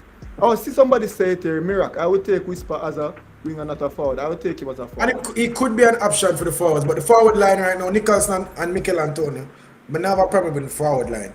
But serve as backup to Leon Bailey or Bobby Reed, or let's say we include Jamal Lowe or somebody else, Kaim Paris. You know, that's that winger line there. I don't have a problem with. But if I Roof ever talk about which I'm see Roof, I play all over the place, Beijing. I see Roof I play number 10, I see Roof I play as a... Stop talking about Kemar Roof no my youth. Brother... Kemar Roof ever done for Jamaica yet? Kemar Roof score one goal, a bounce off and foot in a dog. Bro, I see Kemar Roof just come and just run up and down and people argue with me, say, this man can play, you know. They make me start watch Scottish football. I'm still not see Kemar Roof playing the ball in a Scottish football neither, you know. I remember when Scottish football a bush league here. I just show people them love the football and they will come out and the stadium them full so the players them can make some money. Scottish football is bush league. You're saying you rate Kemar Roof? I don't rate Kemar Roof. And people say go and go watch Kemar Roof because I'm watching Brechin, the one team score penalties, bro. I kid you not. I know him can't even get into the team. But that is not even what we are talking about right now. Kemar Roof. Can you imagine if they use him? Just one more thing on Kemar Roof. Can you just imagine if they use him as the reggae boy? You know, the only reggae boy we see in the kit right now, I get post and if get selected next month. You can't get selected next month. It's crazy, bro. But anyways, continue. And on to the next. Somebody said if you can take 4 forwards to the Gold Cup, would you take Whisper? People, if Dujan Richards is successful at this Newcastle Academy trials, Dujan Richards has to be in my team going forward. And then Bujus King said, fair enough. He never said for start, just in the pool. Yeah, I say Kevin Wilson now get in the pool. He get in the pool, I guess. Me and you in the pool. Everybody are Jamaican in the pool. You get me, I say? But you talk about like 50, 60 players in consideration to be in at 26. I don't see Kevin Wilson. I need to see more from Chad James because I haven't seen much from him. Dujan Richards definitely in the pool right now, right now as we speak. And Douglas definitely I see in breaking. I'm on the man them really enjoy what I say right now about Roof still, but even a girl, you know. Them a beat me bad about Roof. Man, I say, Scottish League better than Manning Cup, which is not the point you don't make it. You clearly say Roof is better than Whisper, and them man they better than Whisper right now. You get where I say, but whatever. So you made your point well, but the man them a challenge it out. The man them say, look, humble one me, they just say what I just said. I say if Dujan Richards is successful in this Newcastle trials, he's a lock for my squad. You know what it would mean if he's successful in the Newcastle trials? That means he's a part of a Premier League academy. And Premier League academy football is better than Scottish football. So at the end of the day and night, so look, the man has said this man's a Scottish League, a Bush League, but yet they give Whisper ratings from dominating Manning Cup. No, I give Whisper ratings long before I'm playing first Manning Cup game. So people not even have to say that. You get me? I say, me give Whisper ratings long before him playing a Manning Cup. Me rate Whisper long before him playing a Manning Cup. I believe so Whisper supposed to not play senior football, of course. But I believe so Whisper supposed to represent Jamaica at every age group to the point where I'm playing first Manning Cup game. Bro, when doing a Manning Cup, that change your opinion on the player? You don't change, You know, at the under 14 level, he did the same thing. He did even more. He broke the Pepsi record. And then him go under 16 last year. I got the finals with Casey, I think. And he was playing well at the under 16. Like, it's no surprise if you hear. And we heard about Whisper before the Manning Cup. And we didn't talk about him before the Manning Cup, to be fair. Exactly. So unseen say he can't sign. Yeah, that mean if him can make the academy, I'm not gonna sign to the team, but I'm gonna sign with the academy. You get me? And then he will start school in England and he will be a part of the academy setup. If Dujan Richards makes his way into this Newcastle academy, then he might play a higher level of football than Kemar Roof. Being unapologetic about that. Like Premier League B and under 18s, better. Man said, what competitive football have Whisper played for him to be in the senior national? Him listen to what I say. If Dujan Richards, now I repeat one more time. If Dujan Richards is successful in this Newcastle academy trials, which would then consolidate everything that I've said about him in the past, right? Yeah. And he's now a part of this Newcastle academy. Then he's a lock to be in any one of my squads. And keep in mind, there was another academy player that I said was supposed to be a lock to be in the team that them obviously don't share my sentiment, you know. And you know what I talk about, Boyce Clark. Boyce Clark was an academy player that I believe that is the third best goalkeeper Jamaica have. Genuinely believe that Boyce Clark may well be the third best goalkeeper that Jamaica have. He said, what competitive football have Whisper played for him to be in? You know which competitive football Whisper should have played? The under 20 competition they were going down. He should have played that and scored 5 goals to validate all of this way I say right now. But unfortunately, he was left out. You get me? I say he was left out, and other players that he was so clearly better than, because he played in the same competition. He said, "You're why this, my boy." He said he played in the same competition that Tariq Zimini's played in, and Tariq Zimini's played in that under 20 competition. And Dujan Whisper absolutely annihilated Tariq Zimini's. You know, if you compare them, Zin. And Tariq Zimini was in that under 20 team. So I think it's safe to say Whisper should have been in that under 20 team. And had he played in that under 20 team, he would have played with his contemporaries, the likes of Scarlett and Clark and Chad James and Devante Campbell, so on and so forth. Players that he is on par with or better than. Scored a couple of goals, and then that would have validated him then making that transition to the senior team. Because I said the same thing about Kanaya Boyce Clark. Boyce Clark, though, was an academy player. He recently graduated from the Reading Academy and was loaned out. So he's still a part of Reading, but he's now on loan. From Boyce Clark as an academy player, I said this man here fair travel with the team.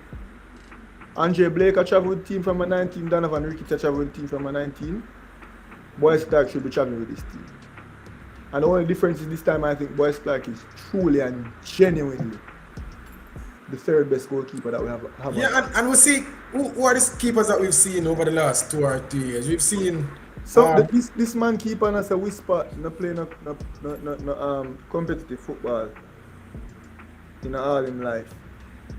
And Whisper play against people who play competitive football. Play against people who play in the same competition. You get me I say? And Whisper absolutely outplayed them. Like we talk about Tariq Zimini, we mash up JPL and whatever. Romain Blake. You get me? I say, and Whisper better than Romain Blake. And Romain Blake is so much better than. And Romain Blake was a. Bro, Romain Blake was a lock for that under 20 team. Started every single game, played every single minute. You get me? I say? And Dujan Richards outclassed these players. So we don't need to see the man play any competitive game to know the kind of quality we have. We don't have the eye. We don't see what the man can do. We see how well he kicks the ball. We see how well he control the ball. We see how well he pass the ball. So I'm not even talking about the competition. It's a talk about when we see him do. You get me, I say? In addition to the fact that he's been looked in on by Newcastle. And bro, I keep on preface my statement by saying, if him make that team, if he make that Newcastle team, what is going to stop me from saying that he should be a lock?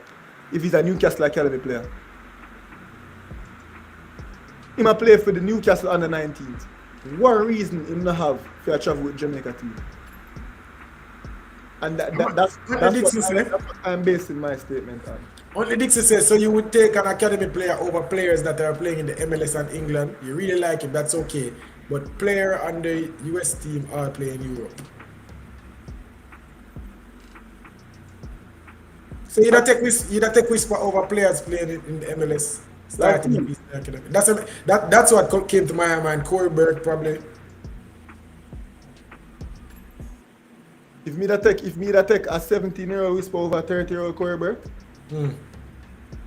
that sound like a logical. I'm gonna ask you, brother. I just man. Oh, I think I would take. It depends on the player. You get me? I say, of course, me that take certain. Bro, of course, me that take an academy player over a player playing at MLS. What do you mean? A top European academy, of course. And USL and whoever playing at the MLS, we don't make the team. Bro, once you play at the MLS, unless you name Alva Spotwell and Kemar Lawrence. Yeah, I make a team, man. And if Kemar Lawrence never retired, Kemar Lawrence will still make the team. Yeah. Them still the USL still enough. Bro, USL. Right, I'm gonna feel if I call it more USL player. USL come in like MLS Academy anyways. Alright. USL come in like MLS Academy except for grown-ups. You get me, I said? So, bro. Listen, Tennessee Lewis, this is a thing, bro, and I've seen this going around. We speak to people close to Whisper. And on both sides, me hear one side of people are saying, been injured, one side of people are saying it was fine. And if you think about it, me don't listen to Coach Raymond was who is a friend of the show and big coach, you know, and he was speaking on the issue of the Ryan LFC's channel the other day. And he must say, oh, Whisper did get injured, and then him go away with Phoenix, Real Sociedad. So he been injured, which is why he never played for under 20. Bro, around the same time, Phoenix got Real Sociedad go play. So he been injured and never injured. You get me, I say? So I don't really want to get one side of people saying injured and him clearly never injured. If Whisper say him not injured, Bridget, we don't have to take the ball away at feet. Literally Whisper say him. I will see Whisper play. No, but we talk to him father, say, yeah, say, me and Mr. Richards talk very frequently. Yeah, Mr. Richards talk very frequently. And Mr. Richards looked for me and said the boy was not injured. Bro, the man playing a Real Sociedad. Anyway, around the same time. Mirac said Boyce Clark and Lambisaka should be a lock. 100%. For going forward, like especially in and around the team, going forward for the next World Cup, for sure. Boyce Clark, definitely, for sure. You get me, I say? Somebody asked me, who may I pick, Hutchinson or Whisper? Hutchinson? Duh. You get me, I say? Like, what kind of question? Hutchinson. You get interrupted again, my boy. Interrupt me. See, alright, no, this is where you lost me. He was injured or left out. Talk the truth. Bro, it's a tricky situation, and my gut feeling I say, oh, maybe me pick up a niggle, maybe me pick up a knock. And so I could have trained one or a few days, and then them just left him out. That's how me I feel. Speculation. But if it is a fact that Whisper was in Spain around the same time when the under 20 thing are going, brother. And I play in Spain. So if injured or never injured. Somebody make a point. Injury cannot be the reason him to get picked, because Jimenez and Perez was injured and them get picked. Bro, you know what? Alexander Mitrovic was going into the World Cup with that injury. You know what the coach said? The coach said, all if him have 1 foot, Mitrovic will come. All if him have 1 foot, Mitrovic will come. You get me, I say? Once Mitrovic won't come. You see me? So at the same type of thing, like you have a player like Whisper caliber, if Whisper have a little quadricep injury or calf injury, and him say him want go, and him representation say they want send him, even if that's the case. You know send him? What you have to lose? As he rightly said, Type Jimenez never fit, and Christopher Pierce never fit. You get me? And somebody will say, yo, why more? Manning Cup is no standard for us to select a player for the national team. I literally said, and I'm going to repeat once more. Just one? Just him probably I gonna say something like that again. I'm not gonna say if he goes on this trial playing against some of the best players under 20 in all of England because this is Newcastle, right? Hundreds of thousands of academy players, probably hundreds. Are players vying for this spot, probably in Newcastle team, let's say the academy, the under 20s, probably 50, 60 players. If he's going to be within this academy system, right? And the Manning Cup may I use to select him because me rate this player long before Manning Cup. Manning Cup don't change my view upon this player. Humble one media.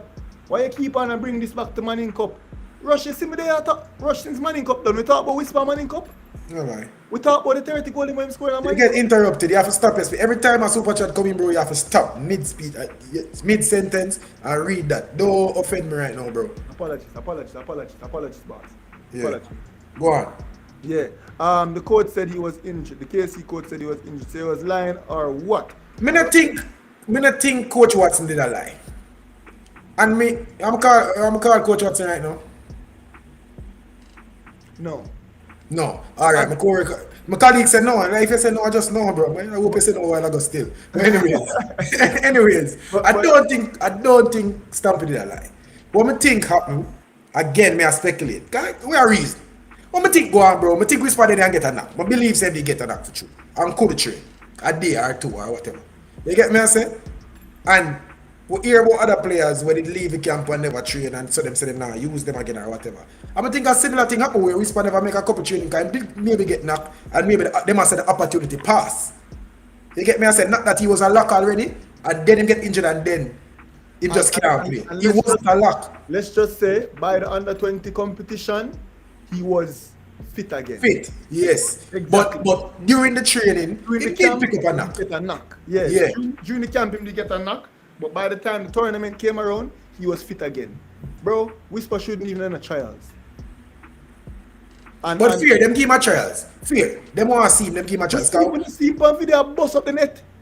We see him on YouTube and score this one back and go on the trials. No, yeah, come watch the trial match. That's right. And Whisper was so good. We saw him scoring a lot of goals in the trial. We saw it with our own two eyes. And then him get hurt. But he was fit before the competition. So he might have gotten hurt in the camp, but who cares? You get me? I say if Messi get hurt in the camp. Man says stop the cap. How the cap, bro? Big show. How did? What's the cap, bro? Was he at his no, he might talk about the people them when I say Whisper did injured. Them man, I lie them I tell man. Whisper should be in the local Jamaica squad. Blake outplayed him in the JC versus KC game. The JC versus KC game was not one of the Jean Richard's best games. Him scored though. And I think him did sick. Yeah, him scored though. Yeah, him scored a free kick. He did score. He did score in that game and he wasn't a... Alright, the man said Whisper shouldn't even be... How Whisper... They never say that. Well, I know, right? Whisper never trials for the Jamaica under 20 team. Well, I know, bro. That's the Jamaica youth football. So them want to use them standard. Remember, up until this point, what they must say? They must say... They must go off for reputation. They must go off for under 16. They must go off for under 14. They must go off for... And when the man he played in Europe. Exactly. Because he was playing in Europe during this. Right. So that them a go off. And them say them want to see him again. Call him, see him. But me I say, what them say miss it too. Because me did I watch the video when we spoke up on trial. We saw him in the trials and we saw him score goals. Alright. That's just what me I say. So say them him get the trial though. Fine. Everybody did go trial. That's fine. Everybody never go trial. Who never go trial? Clark and Boys Clark and Skylet and them man they ain't gonna trials, bro. Yeah, talk about everybody. I'm not sure of that. I'm sure. Boys Clark never gonna trials. Come on, man. And Jamar Clark, them man they left and go trials. You mad? Oh, them man they left from for them professional football work. Where them a work and make them money and come go trials. Them man they never go. Probably right. Bro. Them never gonna trials. Yeah, try what did Whisper do before the trials that make him bigger than... Brethren, Dujan Richards has every single record for goal scoring at every single age group, whether it be in schoolboy football or club football. So him have the under 13 record for Kasafa and then him have the under 14 record for Pepsi. And him have the Colts record. You get me I say? obsession with whisper. Number one rule, now, bro. Never love man thing. Never. But when it dead, if you talk about it, dead if you talk about. Deshaun Richards. What Fine. number one rule? Tell them again, Daddy. Them say them. Oh, the number one rule is never love man thing. Never. But watch you know. Deshaun Richards, him come and we see the trials on YouTube. Go and go watch the trials yourself on YouTube. He stood out and then him get hurt in the trials.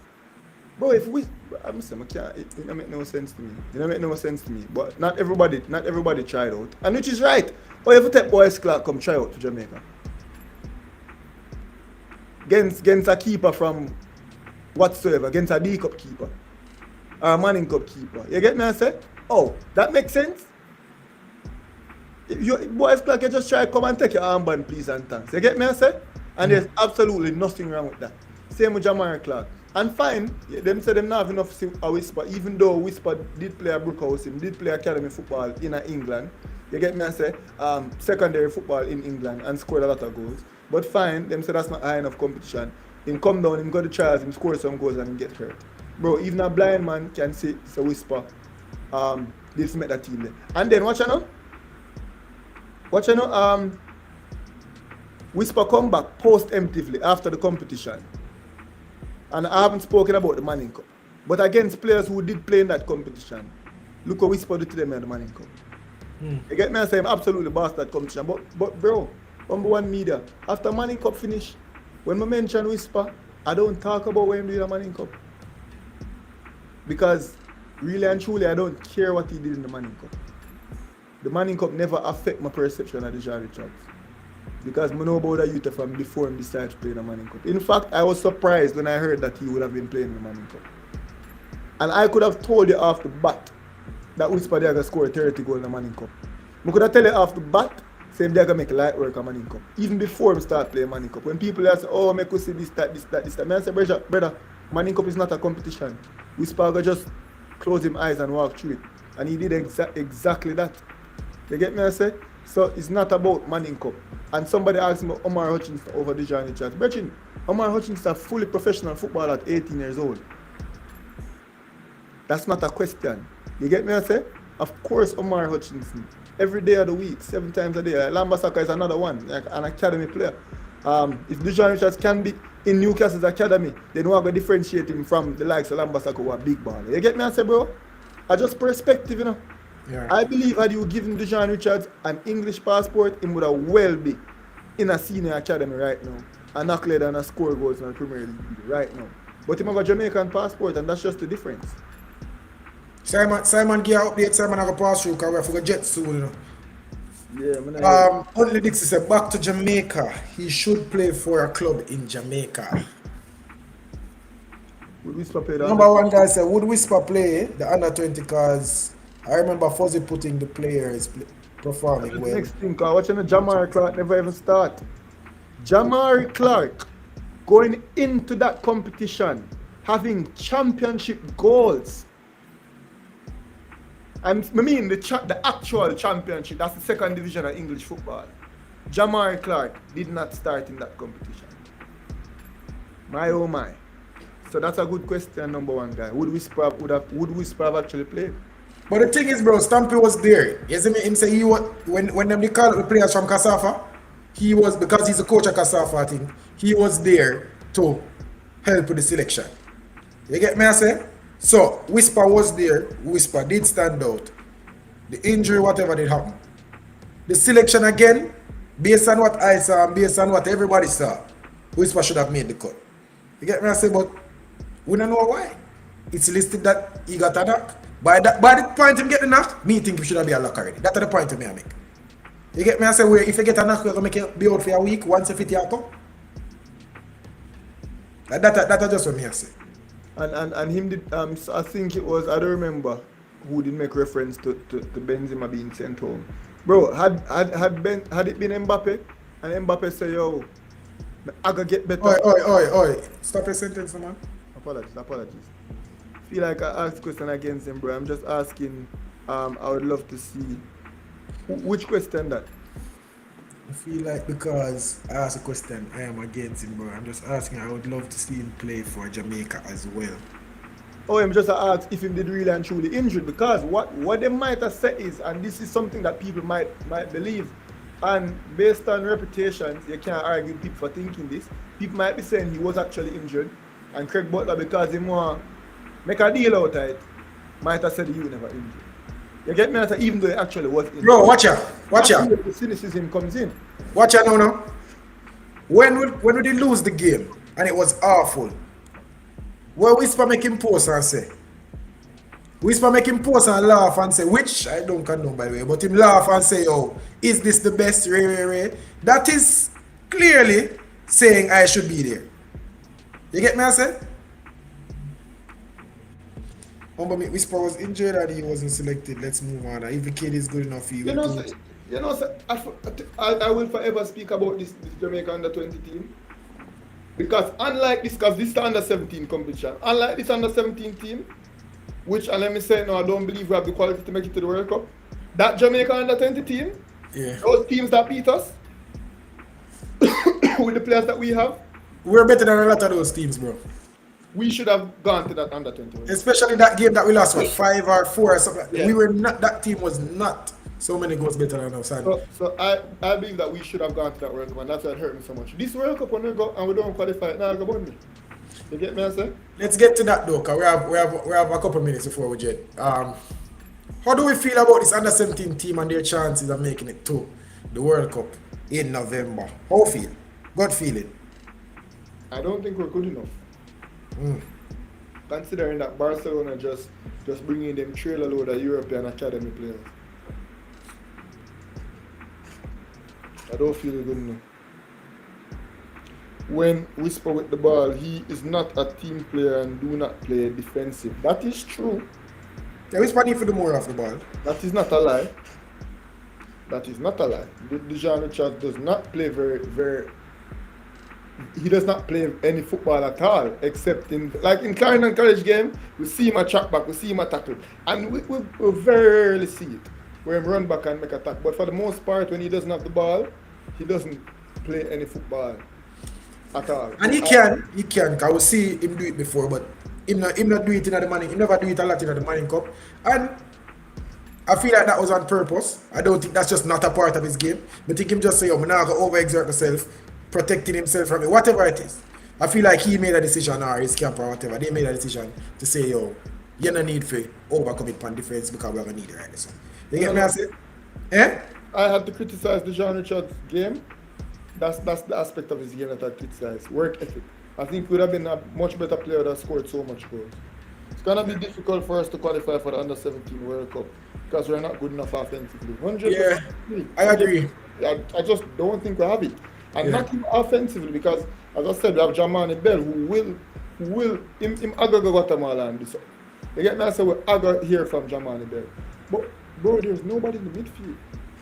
And I'm just hoping that the teams are not way better than us. That's something I hope right now because from what I see, the quality of the team, it's not all that. The team is definitely not. They're not a lock for the World Cup.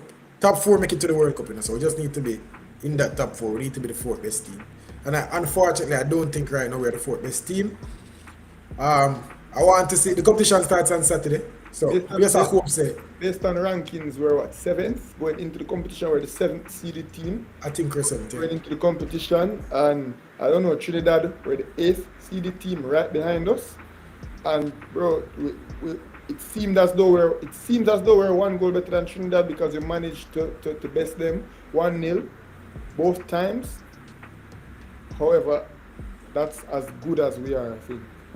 Yeah. A man says a hope and pray. And I think making it to the World Cup is a hope and pray. We have to pull something out the hat. We have to start from what I say. I'm going to think it in on the cards right now if we just change the way we play and somehow surprise you. I'm not think it will happen, but it's hope and pray, man. The thing is, bro, I don't want to be here saying this. Like, this is not what I want to say about my reggae boys. You get me? I say, and sometimes your heart will say one thing, but your head will say the next thing. And obviously, my heart will say, yo, please, man, them are going to get better. But my head really will say, yo, we're just not good enough. That's how my head will say. Somebody asked which local player would I love to see in the team. Denzel Washington McKenzie, I think, would be good. But then again, as I said, I have a Manning Cup bias. I'm pretty sure that there are players in the rural area that I'm not familiar with, considering that this really and truly is an under 16 competition, right? You get me? I say these players would have just been turning 17 or mostly 16. Some of them are 15. So we don't know a lot of these players, considering that they might not have been like Dylan John. Dylan John did not play a whole heap of Manning Cup. Yeah. He didn't play very much this season, even though he's one of the better players on this team. So there might be some players locally that I just don't know of, but locally, bro, Denzel Washington McKenzie is one that I definitely think could have been incorporated. I'm disappointed to not have him included in this team for whatever reason it is. I think he could have definitely helped this team, especially considering that our midfield is so weak. Mirak say, Whisper has 20 assists. What do we call team ball? He's the outlet player the coach now got ask him to defend. I feel like you have a point right there. I feel like they didn't ask him to defend. I honestly believe Kingston College didn't ask him to defend. We are going to need you on the pitch. What do you mean you honestly believe? We spoke to Raymond Watson. No, man, in that specific game. Who tell we say? Him tell Whisper to stay at the half line. Like the coach literally tell we say, him say, yo, we would defend, Whisper stay, Whisper don't run back. So me probably are killing team work ethic, when in fact, I've been the ultimate team player by listening to his coach. Yeah. We spoke to his coach, and his coach is like, for that game, Clarendon College, the coach said, just stay in the pocket. Mona High School. You get me? I said, the coach said, just stay in the pocket. We're going to suck up all of the pressure and we're going to get to the ball. That was literally Raymond Watson's game plan. And sometimes it doesn't take a super genius to be an absolute super genius. Sometimes it's a simple thing that makes you absolutely brilliant. And I think in those games, Raymond Watson understood that he was outmanned and outgunned. But he had by far and away the best and most supreme talent in the competition. And like for example, obviously, this is not a comparison by any stretch.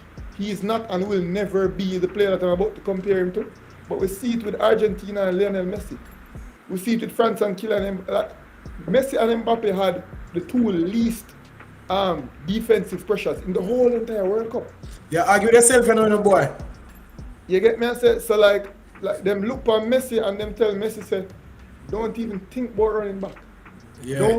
Don't even dare. Yeah. When we lose this ball, you just hold your head down and walk and think about what you're going to do whenever we win this ball. And that's kind of the same thing that Raymond Watson told to Deshaun Richards. Yeah. And I would never accuse this for being lazy. I don't think he's a lazy player. I've seen him track back before. I know him have it in him. But again, I spoke to numerous people around Whisper, even Whisper himself, and himself just now played 100%, saving himself for whatever he's saving himself for. No, if you are a fan of that or not, that's up to you. Personally, I feel like if you just go out and get 100%, but some people it's not worth it too. Big man, you can pick up a hit. When you do them step over there, and you have to try to kick off for the goal, literally can pick up an injury, right? So, you get me? I say so. Him not wanting to overexert himself is one of the reasons why we now see him, do much off the ball, along with the fact that his coach is not asking him to do much off the ball. You see me? But again, the point, World Cup, are we World Cup ready? No, man, I have to respond to a comment. Him say because I only know about... Interrupt you? No, not so. They don't have to do nothing but stay black and die, bro. Me have to do it. Watch you know? Go to work. Bring it up on the screen for me there, please. Which one? Him said, Joe Mar, I think you should spread your horizon. You only know about Manning Cup and it make it impossible to talk facts. No, because even if I only know Manning Cup, I can still literally talk facts about Manning Cup. Like, it's not like somebody else say, yo, bro, you realize the only player who I definitively say are the best player in the nation are Deshaun Richards, because I don't have to watch a single game of the Cup to know that. Because he literally get MVP for every Inter-Manning Cup and something there. Inter-Manning Cup and the Costa Cup Commission and Champions Cup and get MVP. They get me? I say, he scored the most goals in the Champions Cup. So in that competition where they do play against the Costa Cup teams, he still get MVP for the competition. What other fact or untrue statement have I made that would have stemmed from my lack of knowledge of the Da Costa Cup? It's not like Madero and say, the D Cup have no talent, or the best defender them come from Manning Cup, or the best midfielder them come from Manning Cup. I would never make such a statement, You get me, I say? Because it's not like me I watch. Bro, when I just a globe about a D Cup keeper, the under 17. Or a player from, him never played in the Cup, but a player from. Yeah, him come from the rural area, Yeah. Tuel Lynch. Bro, if Tuel Lynch had played in this Manning Cup, in this Da Costa Cup regime, I think there's a chance that he would have been the best goalkeeper in the competition. There's a chance, and he's only 17 years old. So it not stop me from spit facts. I just don't talk about what I don't know. What I do know is that Whisper better than everybody in the Manning Cup and the Costa Cup. I don't need to watch D Cup to know that. I watch Champions Cup. Anthony Sherwood, who I think is a Trinidad fan, said, Virgin, I think you guys should be happy that there's interest in your youth national teams. Trinidad is a mess and it's hurtful. You all have the best chance coming from the Caribbean. Thanks. Yeah. I think we do have the best chance coming from the Caribbean, but this is not a Caribbean competition. Had this been a Caribbean competition, then I would be very confident that Jamaica would be in the next World Cup. However, it's not a Caribbean competition. In fact, though the Caribbean nations, take up so many votes in CONCACAF, absolutely relevant. There is only one relevant Caribbean country Haiti is making a rise now. You get me? I said Trinidad were once relevant. I'm trying to retain relevance. I don't see that happening anytime soon. But Trinidad were once relevant in CONCACAF football. As of right now, only Jamaica is the only Caribbean nation. Haiti will make a big push, and I think Haiti is going to get there. So, yeah, we have the best chance coming out of the Caribbean, but not good enough of a chance. Yeah, and I definitely won't be happy with just the fact that we're generating interest. I just think we can do so much more. I think our tactics and our coaching can be so much better. We can utilize the talent that we have so much better. So we have to do our part in talking about you this under 17 team, I don't think that there's much more that any coach could. I just don't think the players. No man. From the tactics of me, so we are employed, bro. Regardless, I just don't think the players are good enough. I just don't think the players are good enough. But keep in mind now, we did miss out on a few of our players that were expected to come in. A man asked about Denzel. Yes. Huh? A man asked about Denzel McKenzie, why I'm not in the squad. He was a part of the camp, but he opted to go to Europe to play with Phoenix.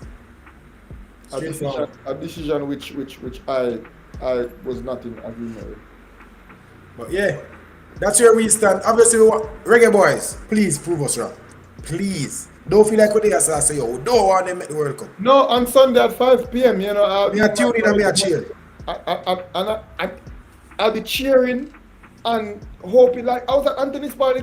I remember when you got the penalty, I'm there as a cheer, I was referee! When Jamal was pulled on, I was like, penalty, because this is my team. This is my team. I want them to do well. But this is also my job, and I must speak the truth. Yeah, that's where it is. People, just let us know final thoughts.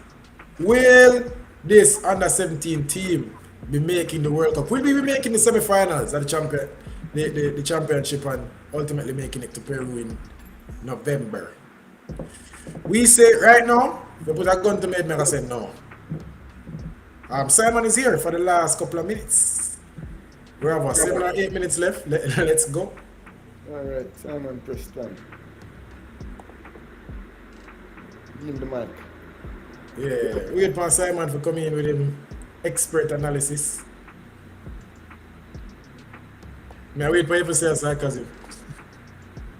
No man, but I would never, you see that not even come to me. Someone don't say corrupt, you know? I don't say corrupt now, but watch you know. When you make a statement like that, sarcasm. I think you'd ever say, well I know, I think you'd ever say like how I say sarcasm for you, and most sarcasm I use. I'm cool with that, I know you're not corrupt, oh God man. But it not even come to mind because I do genuinely value Simon Preston's expertise. So when you make a statement like that, it's just like saying, oh, Messi is the best player all time. Like, yeah, that's not sarcasm, you get me? I say? So it's something similar to that. A man say, so should we qualify for the under-17 World Cup? Would you welcome Denzel back to the team? I would. Not a chance. And me tell Rush, and bro, I actually a pre-Rush to say that. Like, Rush saying that, to me, it upset me, but I'm a friend. So I'm not really got him. Like how we got some people and I'm a friend.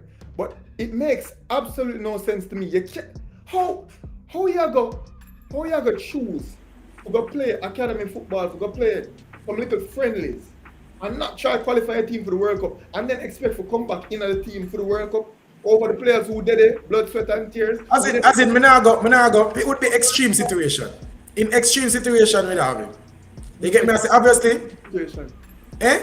Which extreme situation? Injury, somebody drop out, something. But me nah go just say, oh, if we make the team better, me go for Denzel. No. I think, but then if they're like 4, 5, 6 injuries in the midfield, of course. But no. Okay. So, Simon, if you are trying to reconnect, bro. We have a couple minutes left, so. That last statement, I hope he never gets invited to the national team. I disagree with that because kids make mistakes. But you pass on this cycle, you miss out on this cycle. Denzel Washington McKenzie will start for us in the under-20s in the future. Sure, right? You get me, I say? But this cycle, nah, you miss the opportunity. Hell nah. There's no way Denzel bro, and Denzel Washington. Him thinks I'm a Whisper fan. Him don't know about my affinity for Denzel Washington McKenzie. And him thinks I'm a Whisper fan. Yeah. He don't know how much I rate. Little thing. Simon, you hear it? Alright. Take it away, Simon. Please talk to us about the... Me not hear Simon, you hear him? Yeah, man, I'm hearing him. Please talk to us about the recent game against Trinidad, Santa Cruz.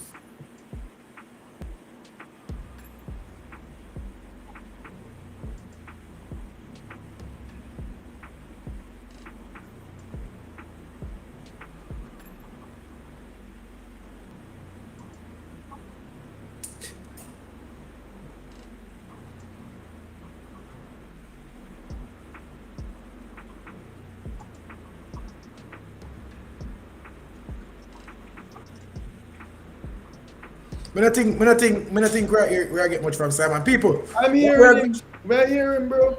Yeah, me check the stream a while ago. Me not hear. People, if you not hear, make a know in the comment section.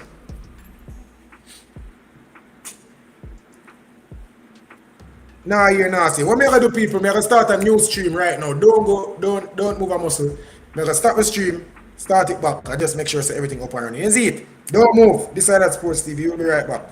Don't move a muscle, my people. And interrupt when we come back. Cause we like when you interrupt. You see it? Oh, God, And that's our new style. Right now, put something on the board. Interrupt me, please. Alright, then Yeah. 1 second. We have some technical difficulties. We're going to cut out and then come back in real quick. Alright, check for the new live, people.